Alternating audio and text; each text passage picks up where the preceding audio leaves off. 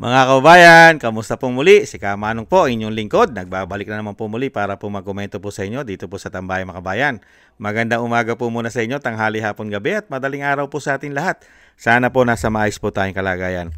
Ito po mga tambay, komentuhan po natin mga tambay. Ito po nakaraang araw po mga tambay, kahapon ay naglabas po na official statement ng Iglesia ni Cristo mga tambay.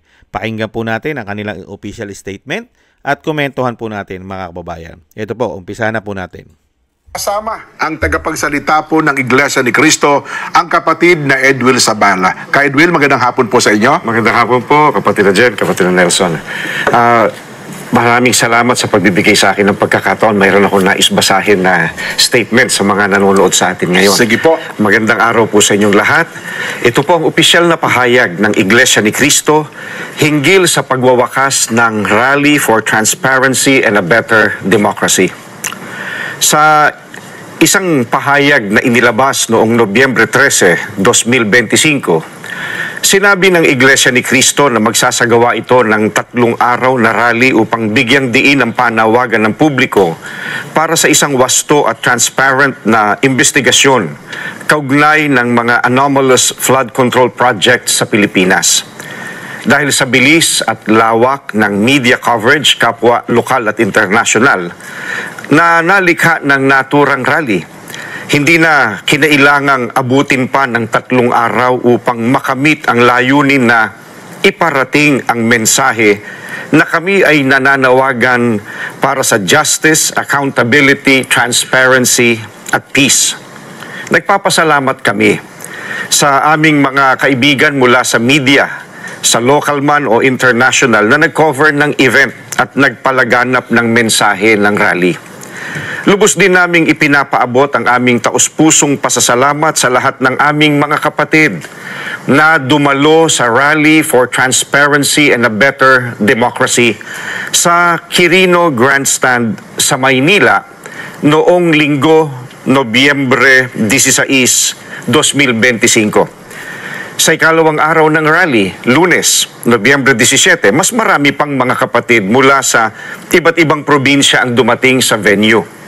Ito ay pagtugon sa panawagan ng pamamahala ng Iglesia upang iparinig ang aming tinig sa lumalakas na panawagan ng publiko para sa pamahalaan na agarang tugunan ang malawakang korupsyon na nakaaapekto na sa ekonomiya ng bansa at maging sa international standing nito. Ito rin ay kabilang sa mga pangunahing karapatan na ipinagkakaloob sa mga mamamayan ng bansa.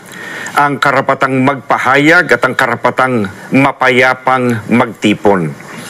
Nagpapasalamat kami sa lahat ng nagsikap upang matiyak na ang rally ay manatiling peaceful, orderly, at disciplined. Kabilang na ang Philippine National Police, ang National Government at ang Manila City Government. Lubos po naming pinahahalagahan ang kanilang mga sakripisyo. Mula pa sa pasimula, aming binigyang diin na kami ay laban sa mga kilos na salungat sa konstitusyon. Nagsimula kami ng mapayapa at nagtapos kami ng mapayapa. Kaya sa ibabaw ng lahat ng ito, nagpapasalamat kami sa Panginoong Diyos at ibinabalik namin sa Kanya ang lahat ng kapurihan. Maraming salamat po. Yan po mga tambay. Yan po ang pahayag po, official statement po ng Iglesia ni Cristo mga tambay. Yan po, malinaw po na sila po ay talagang yung pagpapahayag po nila, yung kanilang prayer, sinasabing prayer rally ay peaceful mga tambay at hindi po sila lalabag sa konstitusyon. At nagpapasalamat din daw po sila sa kapulisan mga kababayan. Alam naman po natin yon dahil nga po umiiral po, pinaiiral po ng INC ang sinasabing separate power, ang church at ang state. Hindi ba? Kasi may separate power po yan, di ba? Hindi pwedeng saklawan ng church ang state. Hindi po ba? Kaya po yan po ang pinaiiral ng INC mga tambay, mga kabayan. Hindi po sila sinasabing lalaban sa gobyerno. Naunawaan po natin yung mga tambay dahil po church po.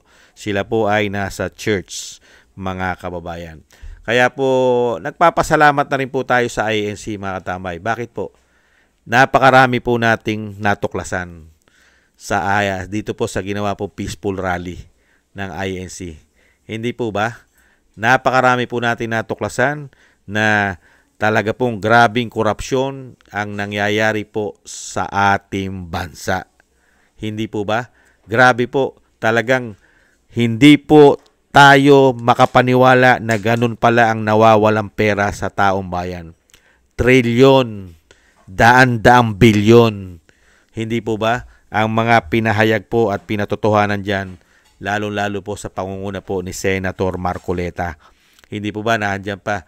Nagsalita rin po sila Attorney Guanzon. At lalong-lalo po tayo nagpapasalamat sa INC dahil po nalaman din po natin yung talagang matagal na natin nakikita sa First Family na merong something wrong sa kanilang mga pagkatao. Lalong-lalo po ang bisyo na pulburon. Napatunayan po natin at nalaman din po sa buong mundo na meron tayong presidente na matagal na palang gumagamit na illegal na pulburon. Mismong sa kapatid pa niya, natin nalaman ang matagal na pala na ginagawa ito ni BBM. Bata pa lang siya, binata pa lang siya, ay gumagamit na pala siya ng pulburon.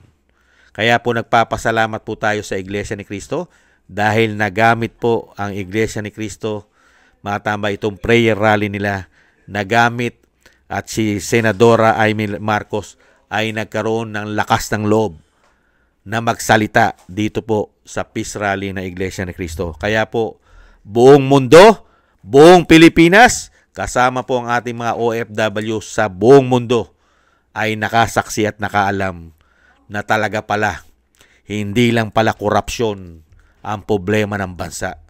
Pati pala ang masamang bisyo ay malaking problema rin po pala sa ating bansa. Dahil mismo pala ang Commander-in-Chief ay tumatangkilik dito sa illegal na pulburon. Maraming salamat po sa Iglesia ni Cristo, mga tambay. Nagpapasalamat po tayo kasi siya po ang ginamit, sila po ang ginamit para po lahat matuklasan po ng taong bayan. Sana sila rin po ang magamit na makonsensya naman po. Magkaroon po ng takot sa Diyos ang mga men in uniform. Sana po mawala na po sila sa kanilang pagkakatulog na napakahimbing. Pagiging bingi at pagiging bulag ay hipuin din po sana sila ng Panginoon at makita nila ang nangyayari sa ating bansa. Bagsak na bagsak ang ekonomiya dahil sa korupsyon at sa bisyong pulburon ng Commander-in-Chief nila. Hindi po ba? Bawal na bawal sa ating konstitusyon na merong presidente na magnanakaw at lulong pa sa pulburon. Hindi po ba, mga men in uniform? Sana hipuin din kayo ng Panginoon dahil nagamit na ang Iglesia ni Cristo para po lahat ay mabunyag. Lahat-lahat, pati ang bisyo ng inyong Commander-in-Chief. Yan po, mga tambay, maraming salamat po sa Iglesia ni Cristo. At syempre po, nauunawaan po natin ang kanila pong statement. Hindi po political, hindi po sila sumasawsaw at sumasali sa politika, pero yung mga pinahayag po nila ay karapatan din po nila yon. Karapatan din po na Iglesia ni Cristo na kundinahin ang malawak ang korupsyon na nangyayari sa ating bansa dahil isa rin po sila naapektuhan dahil sila rin po ay taxpayer. Taxpayer din po ang napakaraming miyembro ng INC. Mga nagbubuwis po yan. Taxpayer money. At syempre marami pong negosyo yung INC at marami rin po silang binubuwis at ninanakaw naman po ng mga politiko. Kaya magsasalita po yan, mga kabayan. Hindi po katulad yata ng Catholic. Mukhang tax-free yata sila mga tambay. Kaya po hindi nila kinukundina ang korupsyon at ang issue ng pulburon ni BBM. Tax-free yata sila. Baka libre rin sila sa maleta. Hindi kaya? At hindi nyo ba napapansin? Tahimik na tahimik din po. Tahimik na tahimik po ang simbahan Katoliko. Nananahimik din yata ang yellow, pink at liberal. At nananahimik din yata, mga tambay, yung mga makabayang black. Nakapagtataka. Kaya po napagsasabihan how much? Magkano kaya, mga bayan? Ganun lang po yun. Nagtatanong lang si Kamanong, how much kaya ang pananahimik nila? Nagtatanong lang po. Maraming salamat po, Iglesia ni Cristo. Thank you po. At thank you po sa inyo pong official statement na inyo pong pinarating sa sambayan ng Pilipino. Mabuhay po kayo. Mabuhay po. Maraming salamat po mga kabayan sa nagusto po natin tambayan mga kabayan sa YouTube at TikTok. At ganoon din po sa ating mga subscribers, sa mga nagbibigay po ng biyaya at sa mga nagko-comment, like, share, and subscribe. Maraming salamat po mga kabayan. Ingat po tayong lahat. Siyempre po yung dasal din po natin sa ating bansa na matapos na po ang kawalanghiyaan nila at mga pagnanakaw nila. Mawakasan na po.